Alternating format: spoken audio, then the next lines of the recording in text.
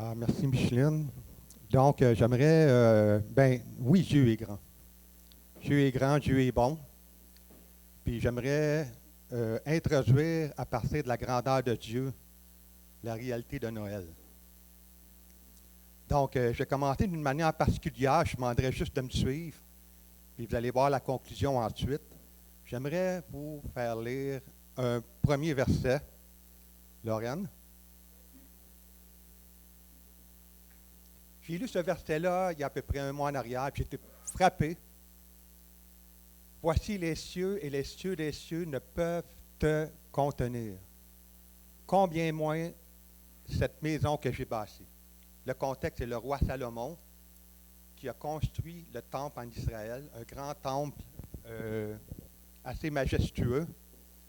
Et puis, il fait cette prière-là. Les cieux et les cieux des cieux ne peuvent te contenir. Alors, j'ai fait une petite recherche sur Internet. Je ne suis pas scientifique, mais j'ai voulu savoir les cieux, ça représente quoi? Alors, si on regarde juste notre galaxie, et là, je vous dis, suivez-moi. Notre galaxie contient environ entre 200 et 400 milliards d'étoiles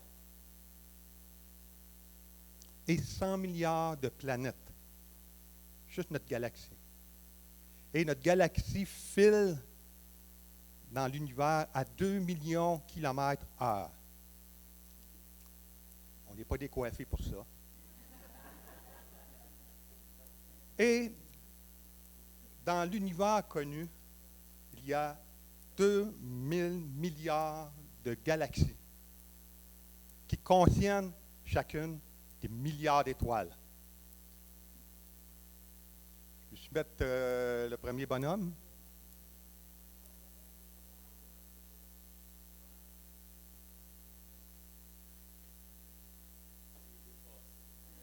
Il est dépassé. Okay. Ça ne marche pas? OK.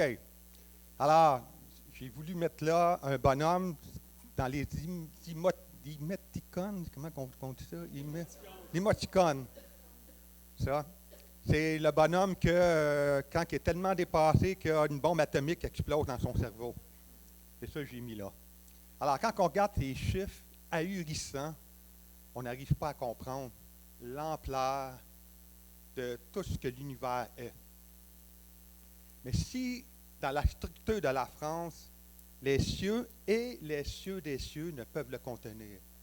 Dans la structure de la France, ça mentionne, ça dit que les cieux des cieux, c'est encore plus grand que les cieux que je viens de vous mentionner. C'est là que le monde angélique vit. C'est encore plus grand. Et ça, ce que ça démontre l'infinitude de Dieu. Dieu est infini. Notre cerveau de 2 kilos ne peut pas comprendre quelque chose comme ça. Dieu vit en dehors de l'espace-temps. Il est infini. Là, j'avais mis un autre bonhomme avec le cerveau qui explose.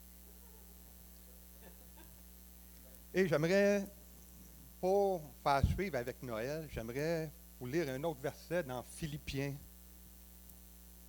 Lui, qui dès l'origine était de condition divine, ne cherchait pas à profiter de l'égalité avec Dieu, mais il s'est dépouillé lui-même et il a pris la condition du serviteur, se rendit semblable aux hommes en tout point, et tout en lui montrait qu'il était bien un homme.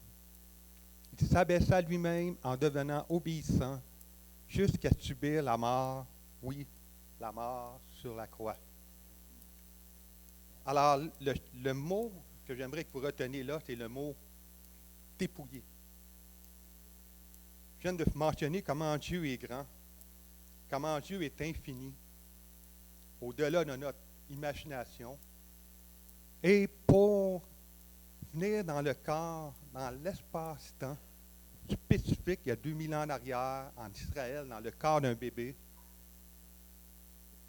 je ne sais pas si on arrive à le saisir, mais tout le processus de dépouillement qu'il a dû traverser, de l'infinitude au corps d'un bébé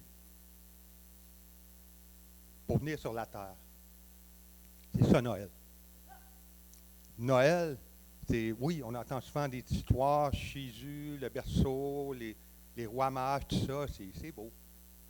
Mais en arrière-scène, en arrière-plan, il y a tout ce contexte-là que le Dieu infini, par amour pour chacun d'entre nous, a fait un processus de dépouillement qui dépasse l'entendement, par amour pour chacun d'entre nous. Et là, j'avais mis un autre bonhomme avec le cerveau qui explose. Et ce Dieu-là, il veut vivre une relation personnelle avec chacun d'entre vous. Je pense qu'il y en a plusieurs ici qui vivent une relation avec Jésus, puis il y en a beaucoup qui vont dire « ça a commencé dans ma chambre ». Moi, ça a commencé dans ma chambre. J'étais tout seul dans le noir, la main sur le front, à regarder le plafond. Et c'est là que j'ai commencé à prier Dieu. Et ce Dieu infini est aussi accessible. Il est aussi proche qu'une prière. Il est à une prière de se révéler à vous. Je ne parle pas d'une révélation où vous allez le voir live devant vous, pas forcément. Mais si vous le cherchez avec un cœur sincère, il a promis qu'il se laisserait trouver par ceux qui le cherchent. Et ce Dieu-là, il ne s'intéresse pas à une pratique religieuse. C'est pas mauvais de pratique religieuse, mais s'il n'y a pas de relation derrière, ça ne l'intéresse pas. Ce qu'il veut, c'est un cœur à cœur avec vous. Et je vous invite, quand vous allez être seul dans votre chambre, à lui parler. Il a promis que si on l'invite avec un cœur sincère et repentant, parce qu'il y a aussi la repentance, si on l'invite avec un cœur repentant et sincère, on lui demande pardon, on lui demande de venir dans notre vie, il a promis qu'il le ferait.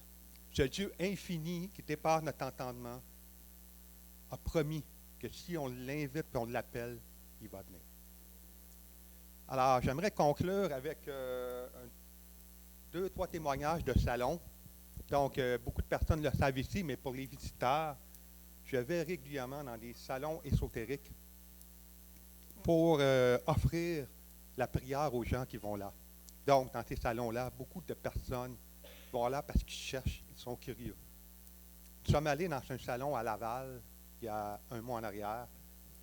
Et dans ce salon-là, j'ai eu l'opportunité de prier. La première personne que j'ai rencontrée samedi matin, elle avait mal au talon d'Achille.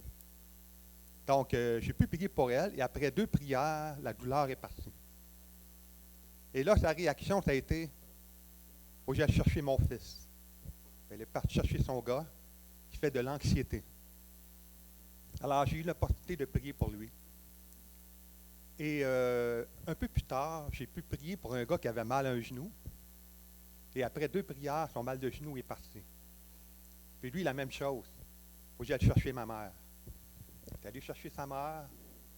Il est venu avec elle et elle avait mal à la nuque. Donc, j'ai pu prier pour elle, puis elle a dit après que ça allait mieux. Et le lendemain, j'ai rencontré une dame qui, elle a mentionné qu'elle avait mal à la nuque. Et après quelques questions d'usage avec elle, comment tu vas, d'où ça vient et tout ça, j'ai demandé, est-ce que tu as vécu un événement difficile dernièrement? Puis elle me dit oui.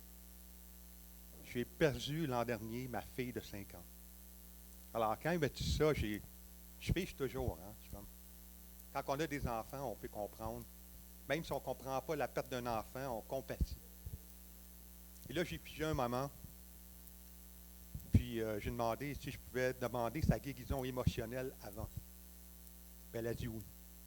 Donc, j'ai demandé une guérison émotionnelle, que le Saint-Esprit qui guérit, qui console dans les évangiles, le Saint-Esprit est appelé le consolateur. Donc, j'ai juste invité le Saint-Esprit pour venir la consoler, lui faire du bien. Puis ensuite, j'ai prié pour sa nuque. La première fois, il ne s'est rien passé. La deuxième fois, je n'ai pas eu le temps de terminer ma prière, qu'elle m'a arrêté, M. Marc. C'est parti. La douleur de la nuque est partie. Donc, j'étais vraiment touché par cette belle rencontre. Puis, je voudrais conclure avec ceci. Si, quand on va signer tantôt, on va socialiser, fraterniser ensemble. S'il y en a qui ont des besoins de prière, j'invite à venir nous voir Marlène. Marlène, est-ce que je peux lever ta main? Donc, Marlène, c'est une femme d'honneur, une femme qui aime Dieu, qui prie pour les gens. Puis, elle voit, elle aussi, régulièrement des gens qui sont guéris. Donc, j'invite à venir voir Marlène, moi ou Régent et Denis. Ça va faire un plaisir pour nous de prier pour vous. Fait que soyez bénis.